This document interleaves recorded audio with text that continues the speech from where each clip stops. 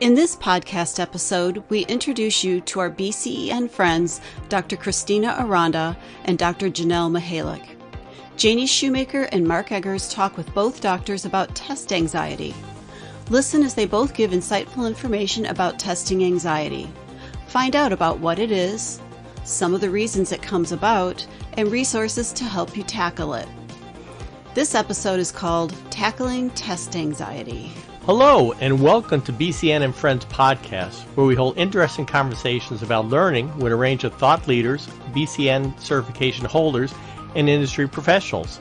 But most importantly, to create value and insight for you, our professional nurses across the emergency spectrum. We hope you find our discussions interesting, informative, sometimes funny, sometimes serious, but always valuable. I'm Mark Eggers, Manager of Education Technology Services at BCEN, and one of your hosts for today. I'm joined by my co-host, Janie Shoemaker, CEO at BCEN. Hi, Janie. Hi, Mark. In this episode of BCEN and Friends, we have our BCEN friends, Dr. Christina Aranda and Dr. Janelle Mihelic. Janie, could you tell us about our friends? Oh my gosh, I'd be happy to, Mark. Doctors Christina Aranda and Janelle Mihelic are both licensed psychologists in Nevada and are the founders of their practice, Sandstone Psychological Practice.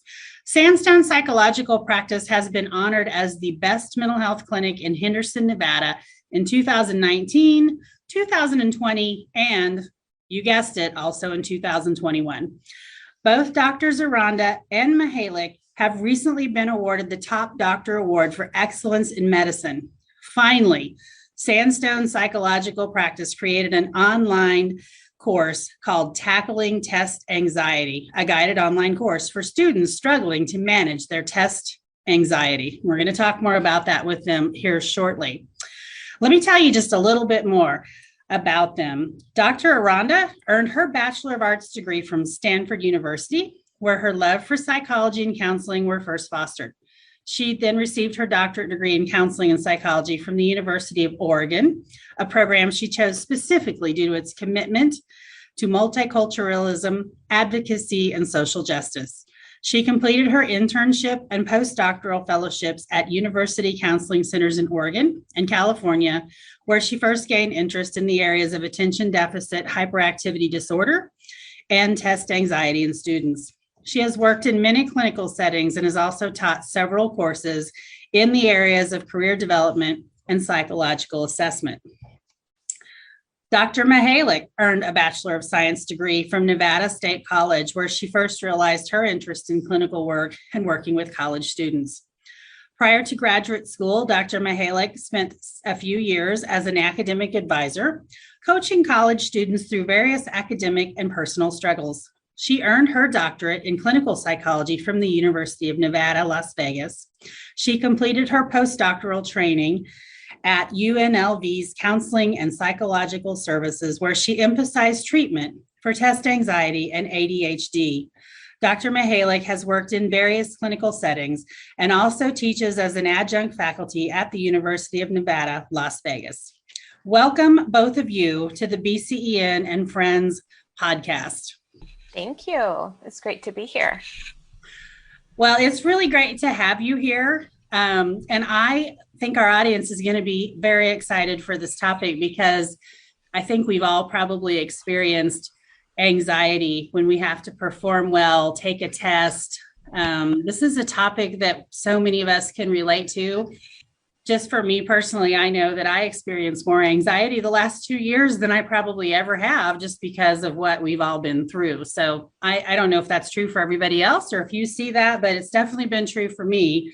And I suspect it might be true for you, since you ladies have shared with me earlier that your practice is growing in leaps and bounds. So really, thank you for being there for people first and foremost. And we would love to hear just a little bit more about the two of you beyond what we read in the intro. How in the world did you guys meet and connect with these similar interests and come to work together? Tell us about that. Yeah, well, thank you so much for having us today and for the introduction. So as you mentioned, Nellie and I are psychologists in Nevada who co-founded a private mental health practice called Sandstone. And we actually met during our last year of our doctoral programs while we were on a year-long internship in Oregon. And we worked at a university counseling center there. And we actually connected very quickly. We had similar therapy styles and senses of humor. Our offices were right next to each other, which meant we got to talk a lot between breaks and stuff. And we were also both new moms with 1-year-old little girls. So we leaned on each other a lot as we navigated being working parents and being away from our little ones and just how hard that was. And so it was on this internship where we first became very interested in test anxiety. We were getting a lot of requests from professors and from the Accessible Education Center to offer something for students that would help them with test anxiety because it was just such a common struggle among the students. So Nellie and I worked on a project together where we created a therapy treatment group to help students manage test anxiety. And we watched it really help students. And at the same time as we were kind of going through internship, working on that project, partly as a coping mechanism to get through the long days, we daydreamed about starting a private practice together, and one that offered flexibility regarding our schedules and would allow us to be active, involved parents, and then also do the work that we needed to as psychologists. So I think slowly our daydreaming became brainstorming, and then that brainstorming became real planning about how can we actually do this? Like, how can we accomplish having a private practice right out of grad school? And so we both parted ways for a year to complete our postdoctoral fellowships, but we kept planning. And then in 2014, we both became licensed, and then we opened Sandstone. And so it's been growing for the last 7 years. And so at this point, we are now a counseling and assessment and a training clinic. And we've incorporated test anxiety education and treatment into what we do. That's really a neat story. And it is I'm so inspired to see the two of you meeting while you're in grad school, working on your doctorate degrees, and you just have this vision and this dream and you make it happen. That's really amazing. It just goes to show you anything's possible. We came to know you at BCEN because we know that people sometimes when they take our exams do experience test taking anxiety. And we know that's not just a myth. And we know, we intuitively know that we shouldn't be ashamed of it or let it keep us from our goals. So we were excited to meet you and worked with you to develop some resources around test anxiety. Can you all just tell us a little bit more about where your passion, because that's really one of the things, it's not the only thing, but it's one of the things that you ladies specialize in. So why test anxiety? Where'd that passion for helping people with that particular issue come from? I think as Christina mentioned, we worked together on the project at the University of Oregon, where we created that treatment program for test anxiety. And we found that the group was just so very successful. And it was highly received by the university's faculty and staff, who also really noticed that test anxiety is a clear struggle for so many students. And at a large university, test anxiety oftentimes just gets missed or brushed off. Many people assume it's a normal college experience, and thus they don't think it's something that needs attention or treatment. Other times, staff can get confused about whether they should refer students with test anxiety to a tutoring center for academic help or to a counseling center for emotional or psychological help. In reality, both sort of are needed, right, to come together to create a very well-rounded approach to helping a student with test anxiety. The other issue is test anxiety treatment is tricky because not a lot of psychologists work in academic settings. So many psychologists don't have experience in treating test anxiety specifically. There's not really a specific diagnosis for test anxiety in our DSM. And so there are not manualized treatments or a plethora of resources available for test anxiety, like how you might see for other anxiety disorders. So while test anxiety can be like a phobia or a performance anxiety situation, we have found that it's such a really unique experience, and it draws from a person's life experience in school settings and taking so many different tests. We just feel like it's a very distinct psychological experience that deserves its own attention. And so after our experience together at the University of Oregon, we then carried this information and treatment with us to our postdoctoral sites and then later into our private practice. And across the years in which we've been in practice, we have treated so many clients individually with test anxiety. We regularly get referrals from the colleges in our area for this particular concern, especially from a lot of the professional programs like nursing and medicine and physical therapy. And this really isn't a huge surprise since these are the programs that have very high stake testing requirements.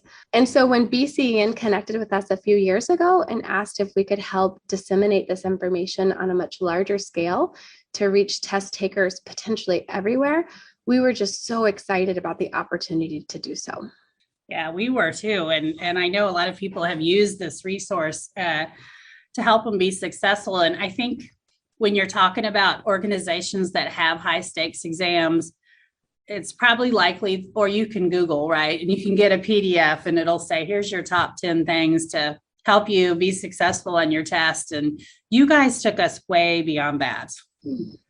And so it was really exciting. I do want to ask, just for our listeners who might be wondering, and I heard you say that test taking anxiety can almost be like a phobia sometimes. I just wanted to dig in with you a little bit more about why does this happen to people out there that have this, maybe thinking, what's wrong with me? What is my problem? Like, I know I've had those feelings before, like, why can't I just calm down and get this done? What's going on with people? Do you think that, is it just the way we're wired, or, because I'm wired that way, and I don't take it as there's something wrong with me anymore, but I have been really frustrated by it before and couldn't understand why it was happening to me. So I don't know if you ladies can explain that just a little bit better for our listeners.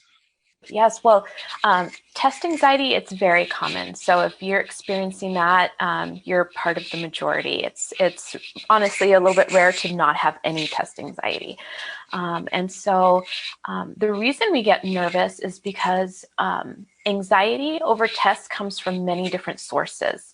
And, effectively studying and knowing the content, it's only one aspect to test taking, and there's so much more to it than that. So you can study and be prepared and still have anxiety. And so, in general, we get anxious over tests because they're seen as threats to us. During tests, we're being asked to perform under pressure, and there's usually a judgment that will follow regarding how we performed. And as a general rule, us humans don't like to be under pressure or to be judged. So tests are inherently stressful and anxiety provoking. Now, so something like studying effectively and knowing the content, so that can help us feel more confident and can reduce our anxiety and make us feel like we can perform well. But a lot of things go into how we perform that have nothing to do with whether we know the content. So I'll name a list of things that we think about as we go into tests, and all of these are very common. So what if the test questions are not written well and they're confusing? So you can know the content, but if you don't understand the question, it's going to be hard to answer it. What if we know all the content, but we run out of time and can't answer all the questions before the test has to be turned in? So part of your grade is about not completing some of the questions. What if something distracting is happening in the room that makes it hard to concentrate? So you hear other students flipping pages, you hear the clock ticking, you hear someone who keeps coughing. All those things can be really distracting and pull away your attention from the test. What if someone has a learning disability and that makes it hard to process the content under the time constraints of the test?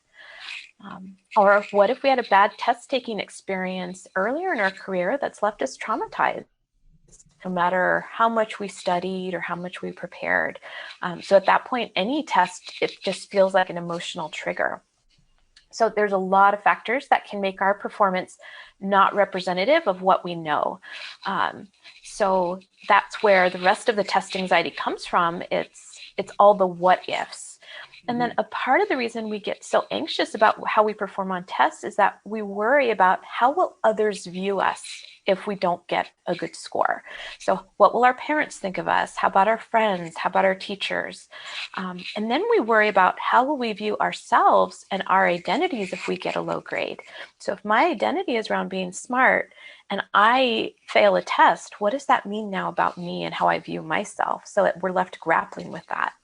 And then we also worry that not doing well on tests, will it affect our whole futures, our whole career paths? And now does that affect our ability to support our families and, do well over the life course? So a lot gets mixed into the meaning of our performance on tests. So while studying effectively is a key way to reduce test anxiety, learning how to manage our worries and our reactions during the test itself is equally important. But with all these things going on in our minds, you can see why test anxiety is a very real thing, and it's very common to have it. Yeah, wow, that's really helpful. It really puts it in perspective and makes a lot of sense. So thank you for that. Let's talk a little bit now about the test anxiety resource that you worked with. You developed for the BCEN nurses, but really anybody out there who's having test anxiety. And some of the resources, there's really a lot of robust resources on our website that you provided, and those are free. And then there is a course that you have a nominal fee for. It's not terribly expensive. I've taken the course. It's really exceptional. And it teaches you so many things that you can practice day to day. I feel like whether you're taking a test or not, they're good for you. That's my opinion. But could you talk a little bit more about those resources so that people can understand where they are and how they can get to them and what they are? Yes, of course. So when BCEN first reached out to us, we all collectively started to brainstorm ways that we could offer some help to nurses and just test takers in general who have test anxiety. And after composing our top tips for combating test anxiety for the BCEN website, we realized that we have so much more to say about test anxiety, and we really began to compile all of our resources, and we eventually put them in the course. So the course is guided and online, and it really aims to help test takers effectively manage their test anxiety and approach tests with confidence. So in the course, it begins by just talking through what is test anxiety. This is a term that gets thrown around a lot, and we discuss how to separate what normal pre-test anxiety is from the test anxiety that can be so debilitating that it can really negatively impact one's score. And so the course helps test takers identify their true source of test anxiety. We then teach test takers to work with their thoughts, emotions, and bodies as they reduce anxiety and prepare for the tests. We also discuss creating a test day plan and a variety of ways to manage anxiety while studying for the test, during the test, and even the post-test anxiety that many test takers report. We also provided additional resources and suggestions for test takers that might need more assistance and help just beyond the course. And so for some test takers, a course like this is exactly what they need to manage their anxiety. For others, they might need a little bit more individualized support or treatment, and we provide suggestions and resources for the next steps should someone want or need more. And another resource that we have, in addition to the course, which is meant to be in conjunction with the course, is a Facebook group where we discuss ways to manage anxiety even further. So we interact with the members on the group on a regular basis, and we post all sorts of different things related to test anxiety. And this can also be a wonderful place for test takers to get some additional support. Oh, thank you, Dr. Mihelic, and thank you for mentioning that Facebook group. I really enjoy that Facebook group. There's so many great nuggets of wisdom there, and also a smile every now and then. You guys really do a nice job with that Facebook group. So I do want to mention right now. I think the nurses I think nursing's always been, it's hard work. It's never been a particularly easy profession to go in, and I'm focused on nurses because that's a lot of who our audience is right now. So I think I know that they are particularly challenged right now as we sit here in early February making this podcast. They've just had a lot to deal with. They've always had a lot to deal with, but and everything that's happened the past couple of years has really put a magnifying glass over that. So they're very challenged. And you two, I just wonder if both of you had just some kind of pearls of wisdom that you might share with them right now. Yeah, what nurses contribute to our society is priceless. It always has been, but particularly now during the pandemic. So I don't know if this is particularly wise or not, but I would say to just be so gentle with yourselves, recognize the gravity of what you do each day. And in order to care for others, you must first truly care for yourself. So listen to yourself regarding what you're needing. And that might be really hard right now. But I would say tune into yourself as much as you can and listen to your bodies. So when you are hungry, eat. When you are tired, make sure to get rest. When you need to just disconnect from it all, go and have fun and relax and just follow that instinct. And you might need more sleep right now. You might need more comfort, more distractions. So just give yourself permission to take whatever it is that you need. That's great. Thank you. Mark, I'm going to pass off to you now, and because you've been so quiet. So let's let you get involved here. I'm just taking this all in. Yeah, it's good stuff, isn't it? And you are right. Everybody can relate to test anxiety. It doesn't matter what field you're in. As soon as you talk about tests, you think about school, about grammar school, about taking a test, about everybody has memories. Everybody. So I'm going to ask both of you if you could tell us about a person or moment in your career that greatly impacted you. Sure. I'll go first on this one. One person who had a huge influence in my life, which I think I didn't fully appreciate until I was much older, is one of my siblings who has severe dyslexia. And school was much harder for him than it is for other people, especially with things like reading and spelling. And as a result, in my house growing up, there was a strong emphasis on everyone having unique gifts, abilities, and limitations. And there's not a single person who has a brain that works exactly like yours. And that's something really to be celebrated. And academic work only measures a few particular abilities of our brain. Just because school may be hard for someone doesn't mean that they don't have other incredible cognitive gifts. And so I use this so much in my day-to-day clinical work. In addition to doing a lot of therapy, I also do psychological testing, which means I provide testing for people who believe that they might have learning differences, like dyslexia or dyscalculia, or autism, or even ADHD. And in this role, I properly label my clients' difficulties, providing them diagnoses and psychological terms that hopefully help them better understand their experiences and sometimes increase their access to additional resources. But I also really focus on their strengths and try very hard to make sure that when they leave my office, they have a very balanced perspective of both their gifts and their limitations, and can use this knowledge to further their own personal goals or aspirations.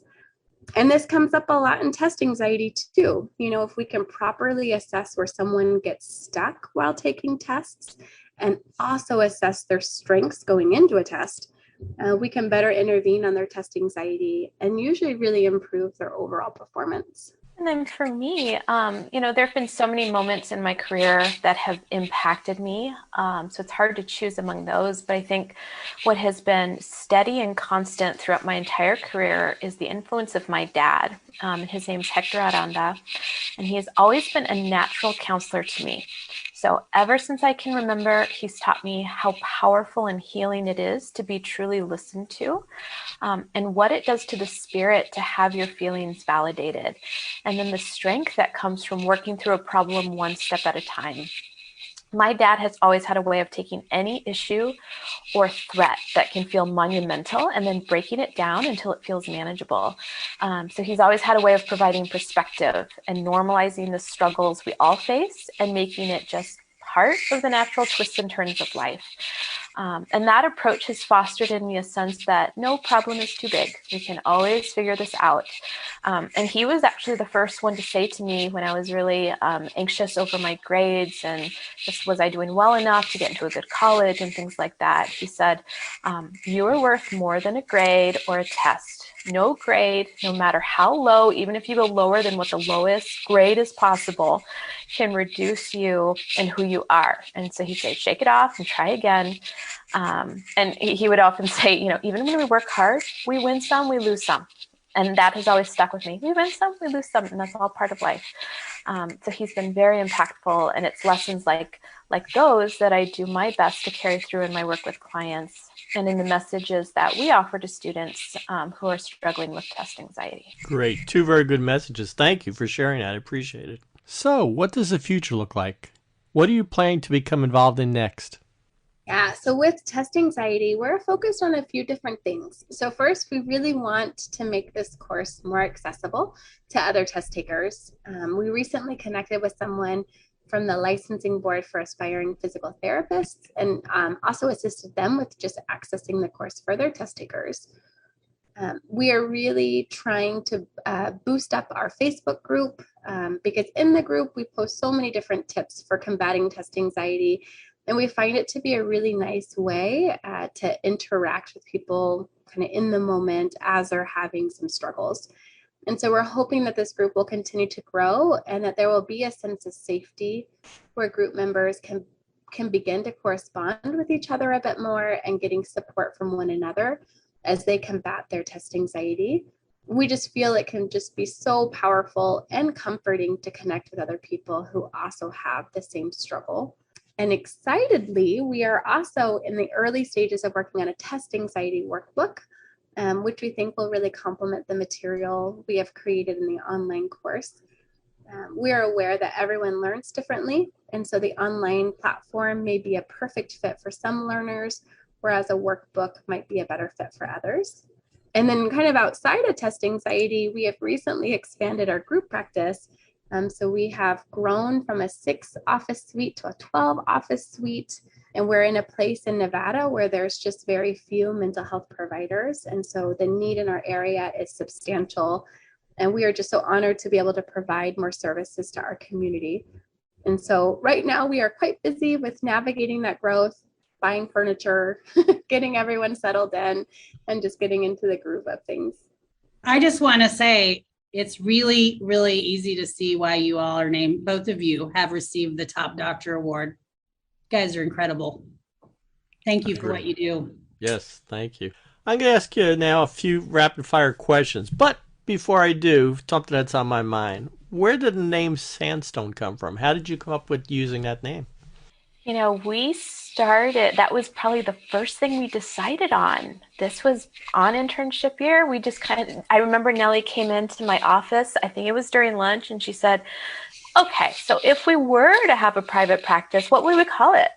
And we sat there just brainstorming and words that we liked. And I remember we started with Sage Counseling, and because we wanted to have some name that had a play on words and sounded soothing and looked pretty. And then we did a Google search and said, oh, there's Sage already in Nevada, in where we want to be. So never mind, we can't do that. And so somehow it just kind of, Sandstone kept coming back into the picture and just feeling really good to us. And we love that the Nevada rock is sandstone, and just kind of what sandstone symbolizes, just the way that all these different grains of sand can come together to create just a beautiful structure, and it's always unique. And so we kind of equated that to us as humans in our experience in life. And so it just kind of grew from there.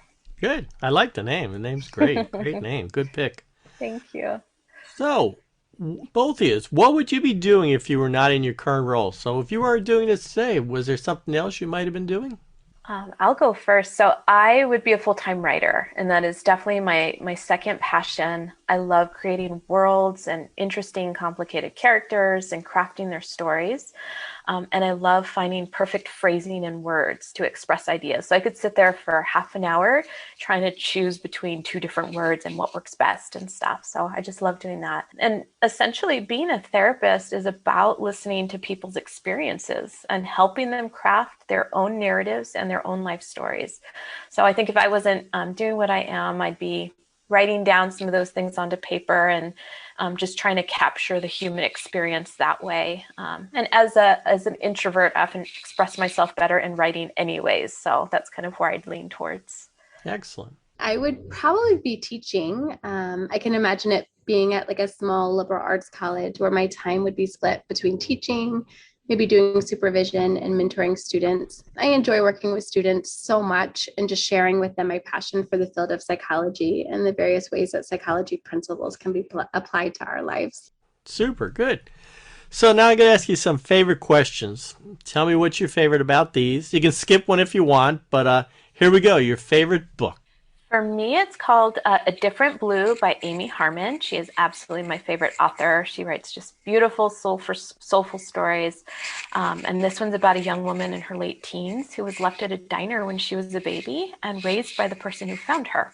And then unfortunately, that person passes away and she's essentially left feeling alone and lost in the world and doesn't know where she came from. So she doesn't know her birth date.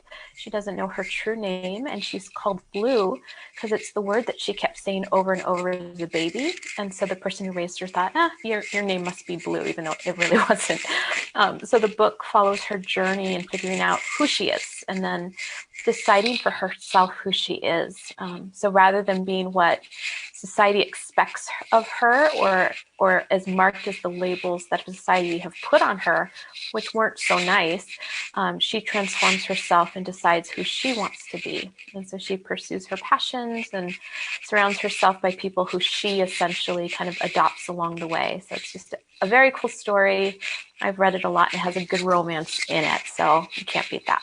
Okay, so one book I keep rereading throughout my life, which I rarely do with books, is Alicia, My Story. And it's a true story about a young Jewish woman who survived the Holocaust, but she lost her entire family, in the war. And it's truly such an emotional book to read, but it's one where there are so many life lessons to gain. And I feel like each time I read it, I always walk away feeling inspired in different ways, but usually around themes of resiliency, appreciating the present moment, helping one another, and just doing whatever we can to make the world a better place. Excellent. And I should put the word current with these. So your current favorite movie? This one's a really hard one. I think I'll have to go with Harry Potter and the first Harry Potter. I can watch it over and over again. I love the magic, the creativity, friends who have each other's backs through thick and thin, the importance of fighting for what's right, no matter what. I think it has such important themes and lessons, and then all in such a wonderful story and amazing characters. So I'll go with that one. Yeah, mine's a little odd. I'll name it and own it. I really like the movie 2012, which if you haven't seen it was like a big blockbuster hit, which is like the world is ending. And like society is coming to an end. But I do like the adventure. I think it's just like a really fun movie that like keeps you on your seat. And I always like that the good guys win at the end. So I'm a sucker for like the good endings. Good deal. Excellent. How about current favorite song? For me, I like Try Everything by Shakira from the movie Zootopia. First, it's super catchy and it has great energy and I love its message. So I'll often listen to it when I need a little pick-me-up, and then I play it for my kids a lot as just a reminder of what's important. And it's just that idea of try everything, even though you could fail. And it's not even about if you get knocked down, but when you get knocked down, that's important to get back up. So it talks about how making mistakes is natural and the normal part of life and learning, and that our goals should not be to be perfect, but to try everything. And I think there's perfection in that. And so I just love that song. It's just great energy and great message. I have two. So my favorite all-time song is Angel by Sarah McLachlan. And I just think it's probably the most beautiful song I've ever heard. And then currently in my house, what's on repeat, and I do blame my 10-year-old and my 5-year-old for this, is Dance Monkey by The Tones and I. And literally it's just our dance party song. So if you come to my house, this will be playing all the time on repeat. All right. Good to know. Okay. Both of you are so busy. Went from 6 offices to 12 offices and looking for furniture and taking care of people. Do you have any of the hobbies or interests? I am a true introvert, so a lot of my hobbies are kind of quiet time stuff. So I like writing, watching Netflix, going to the movies. I love reading, going on walks. And I also really like garage sales. If I see a garage sale sign, doesn't matter where I'm going, I will reroute and go to that garage sale just to see what kind of gems I find. And then, of course, just hanging out with family. Any gems at garage sales that you can tell us about?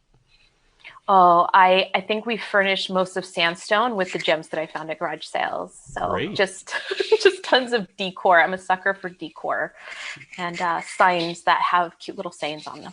I think some of my favorite activities are reading. I read so much, but I only read for pleasure. If I have to read for work, I find myself really avoiding it. Like that's like my pleasure zone. I love listening to podcasts while walking, and I am really kind of in a deep hole around nutritional science right now. I'm just like geeking out and absorbing as much as I possibly can. And the other thing is just being outside with my kids. So we like to ride bikes. We like to play soccer, play tag. I mean, just anything that's outside running around just makes me really happy. Now, I know you have links and email addresses where people can follow you or contact you. And our audience will also be able to find this information in the podcast description of this episode. But are there any that you would like to highlight to the audience on here?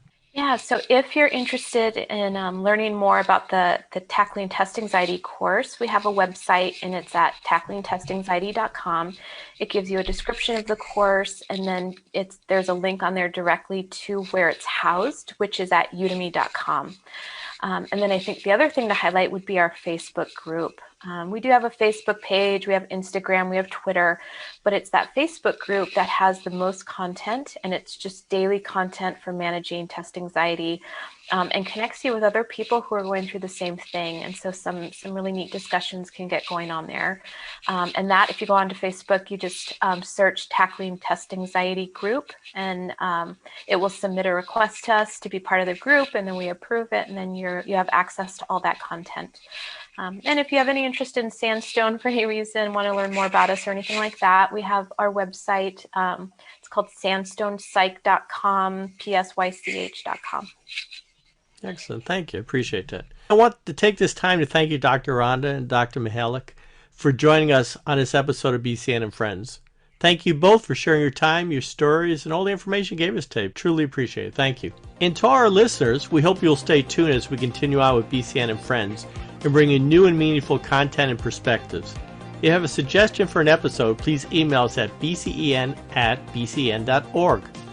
I am Mark Eggers here with Janie Shoemaker, and on behalf of the entire BCN team, we thank and celebrate you for all that you are doing as professional nurses across the emergency spectrum.